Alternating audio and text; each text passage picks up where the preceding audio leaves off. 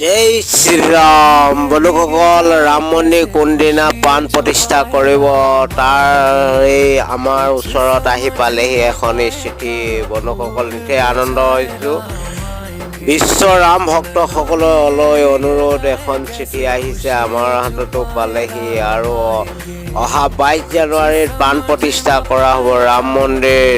7 মাঘৰ পুহ মাহৰ শুক্লা দশমীৰ দিনাই হ'ব। বন্ধুসকল, ৰাতিপুৱা 11 বজাৰ পৰা 1 বজাৰত ভিতৰত হ'ব প্ৰাণ প্ৰতিষ্ঠা। বন্ধুসকল, অতিকৈ আনন্দিত হৈছোঁ।